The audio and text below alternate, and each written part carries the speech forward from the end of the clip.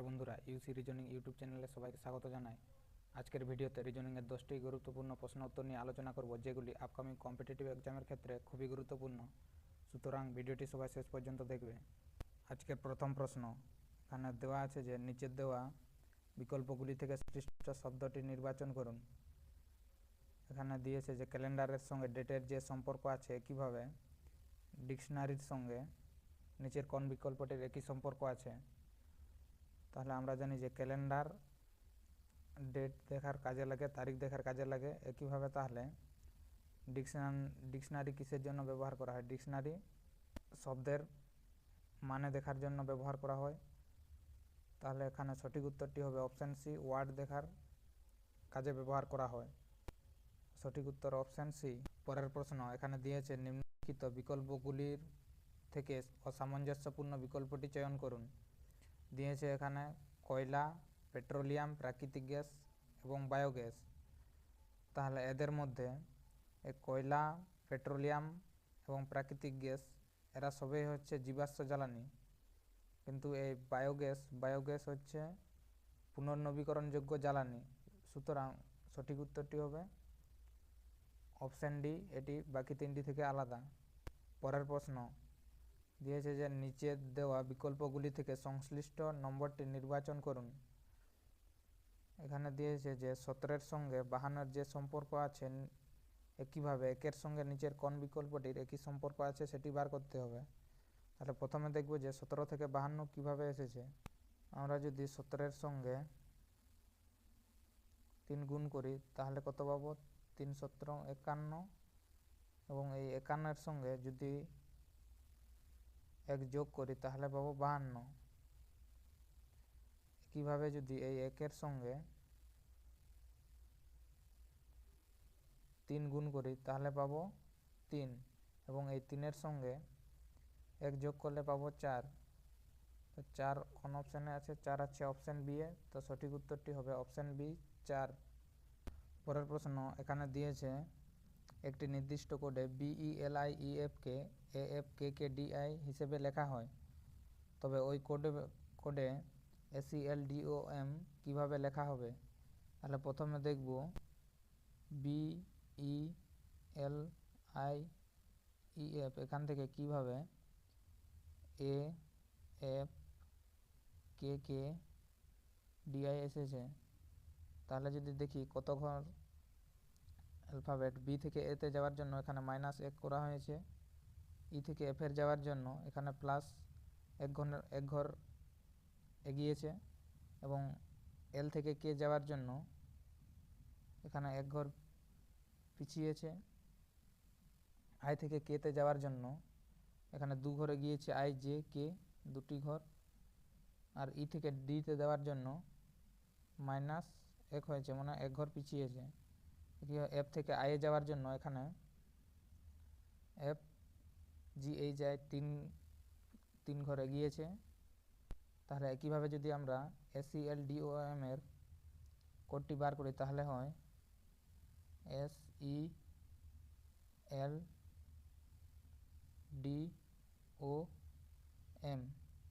তাহলে এসের থেকে -1 করলে কি পাবো? এসের থেকে আর পাবো -1 করলে, এবং ই থেকে +1 করলে এফ পাবো। এল থেকে -1 করলে পাবো কে। ডি থেকে +2 করলে কত পাবো? আমরা ডি থেকে +2 করলে পাবো DEF, এফ পাবো। এবং ও থেকে -1 করলে এন পাবো, এবং এম থেকে এম এ +3 করলে পাবো MNOP পাচ্ছি।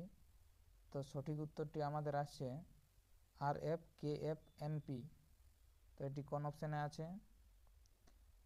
RFKFNP অপশান সি আছে। তো সঠিক উত্তরটি হবে অপশান সি।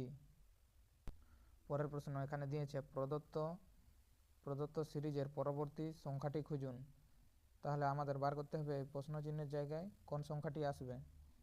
তো যদি দেখি এই 4কে লেখা যায় 2 স্কোয়ারের আকারে, 16কে লেখা যায় 4 স্কোয়ারের আকারে, 36 36 6-এর স্কোয়ারের আকারে লেখা যায়, 64 8-এর স্কোয়ার আর 110-এর স্কোয়ার। তো এখানে দেখা যাচ্ছে যে প্রত্যেক দিক ক্ষেত্রে একটি ঘর ছেড়ে পরের সংখ্যাটির বর্গ সংখ্যাটি নিয়েছে। তাহলে এক্ষেত্রেও যদি 10-এর এক ঘর পরের সংখ্যাটির বর্গ করি তাহলে এখানে পাবো কত 12-র স্কোয়ার। তাহলে এই 12 স্কোয়ারের মান হচ্ছে 144।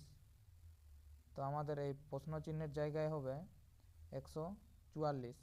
144 আছে অপশান সি এ, তো সঠিক উত্তরটি হবে অপশান সি 144। পরের প্রশ্ন এখানে দিয়েছে ভেন ডায়াগ্রামটি নির্বাচন করুন যা প্রদত্ত শ্রেণীর মধ্যে সম্পর্ক দেখায়। আছে চড়ুই, পাখি এবং ইঁদুর। তাহলে প্রথমে চড়ুই, এবং এই পরে দেখব যে চড়ুইয়ের সঙ্গে পাখির কী সম্পর্ক। তাহলে চড়ুই হচ্ছে এক ধরনের পাখি, তাই চড়ুই হচ্ছে পাখির মধ্যে আসবে। এবং এই ইঁদুর দেখব যে চড়ুই আর পাখির সঙ্গে এর কী সম্পর্ক আছে। তো চড়ুই আর পাখির সঙ্গে ইঁদুরের কোনো সম্পর্ক নেই, এটি এদের বাইরে থাকবে। সুতরাং সঠিক উত্তরটি হবে অপশান বি। পরের প্রশ্ন এখানে দিয়েছে প্রশ্নবোধক স্থানে কি বসবে। আমাদের বার করতে হবে যে এই প্রশ্ন চিহ্নের জায়গায় নিচের কোন অপশানটি হবে। তাহলে যদি প্রথম দুটির মধ্যে সম্পর্ক দেখি, তাহলে এই পি থেকে কিউ কী করা হয়েছে, পি এর সঙ্গে +1 করা হয়েছে এক ঘর। এ থেকে বি কীভাবে হয়েছে, এ এর সঙ্গে +1 করা হয়েছে। এস থেকে টি হয়েছে এস এর সঙ্গে +1 করে। এস এর সঙ্গে টি হয়েছে এখানেও +1। একইভাবে যদি আমরা এই পরেরটা দেখি, তাহলে এফ এর সঙ্গে যদি +1 করি তাহলে কী পাবো, এফ এর পরের অ্যালফাবেটটি আসছে জি।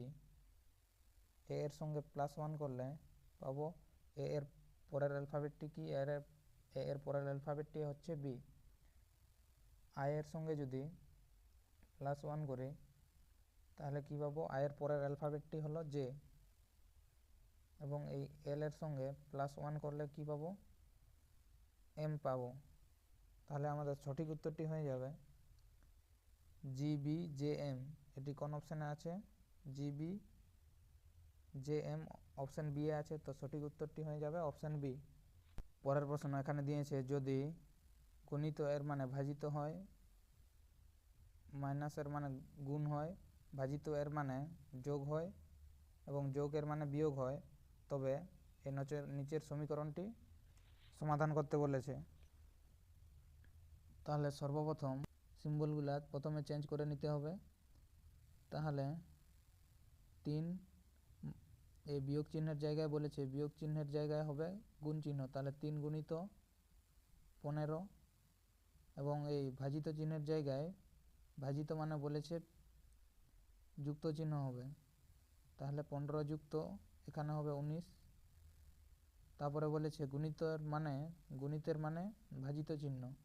তাহলে এখানে গুণিতের জায়গায় দিব ভাজিত চিহ্ন, ভাজিত 8। তারপরে দিয়েছে +6, প্লাসের মানে বলেছে যোগ চিহ্নের মানে বিয়োগ চিহ্ন, বিযুক্ত 6। তাহলে যদি এটা সমাধান করি তাহলে পাবো 3 × 45 প্লাস 19 ভাজিত 8 -6। তাহলে এখানে 45 আর 19-এর যোগ করলে কত পাবো, 45 আর 19 যোগ করলে পাবো 4 4 5 6 64। এবং এই 64 ভাজিত 8 -6। তাহলে এই প্রথমে আমাদের ভাগের কাজ হয়, তাই প্রথমে 8 64 ভাজিত 8 এর থেকে পাবো কত, 8 8 64 -6। তাহলে পাচ্ছি 2। সঠিক উত্তরটি হবে 2। এটি কোন অপশানে আছে, অপশান বি এর। তো সঠিক উত্তরটি হবে অপশান বি। পরের প্রশ্ন এখানে দিয়েছে একই পাশার 4টি অবস্থান দেওয়া হলো, কোন পৃষ্ঠটি 3-এর বিপরীতে হবে। এরকম পাশার ক্ষেত্রে প্রথমে দেখতে হবে যে দুটি পাশার মধ্যে কোন সংখ্যাটি কমন আসছে। তো প্রথম দুটি পাশার মধ্যে যদি দেখি তাহলে এখানে 2 সংখ্যাটি দুটির ক্ষেত্রে কমন আসছে। তাহলে 2 সংখ্যাটি লিখে প্রথম সংখ্যাটিকে যদি ঘড়ির কাঁটার দিকে বাকি সংখ্যাগুলি নেই তাহলে পাবো 2 এর পর পাবো 6 এবং 6 এর পরে আসছে 3। একইভাবে যদি পরের পাশাটার ক্ষেত্রে দেখি 2 এর পরে ঘড়ির কাঁটার দিকে 2 এর পরে আছে 5, 2 এর পরে আছে 5 এবং 5 এর পরে আছে 4, 5 এর পরে 4। তাহলে এখানে আসছে 3 এর বিপরীতে কি পেলাম? 3 এর বিপরীতে পেলাম 4। তো সঠিক উত্তরটি হবে অপশান এ, 4 উত্তর হবে। পরের প্রশ্ন এখানে দিয়েছে যে নিম্নলিখিত বিকল্পগুলি থেকে অসামঞ্জস্যপূর্ণ বিকল্পটি চয়ন করুন। তাহলে এখানে দেখতে হবে যে এদের মধ্যে থেকে কোনটি বাকি থেকে আলাদা। তাহলে যদি প্রথমে দেখি প্রথমটা সি থেকে এইচ কীভাবে এসেছে, C D E F G H, এদের মধ্যে 5টি অ্যালফাবেটের ডিফারেন্স আছে। একইভাবে ও আর T, O P Q R S T, এদের মধ্যেও 5টি অ্যালফাবেটের ডিফারেন্স আছে। V Z, W X Y Z, এখানে 4টি অ্যালফাবেটের ডিফারেন্স আছে। জি থেকে এল, এখানে H I J K L, এখানে 5টি অ্যালফাবেটের ডিফারেন্স আছে। ই থেকে জে এর ক্ষেত্রে ই F G H I J, এখানেও 5টি অ্যালফাবেটের ডিফারেন্স আছে। তো আমরা দেখতে পাচ্ছি যে এই ভি জেডের ক্ষেত্রে শুধুমাত্র 4টি অ্যালফাবেটের ডিফারেন্স আছে, বাকি সব ক্ষেত্রে 5টি করে অ্যালফাবেটের ডিফারেন্স আছে। তো সঠিক উত্তরটি হবে ভি জেড। ভি জেড আছে অপশান বি এর, তো সঠিক উত্তরটি হবে অপশান বি, ভি জেড। ভিডিওটি শেষ পর্যন্ত দেখার জন্য ধন্যবাদ।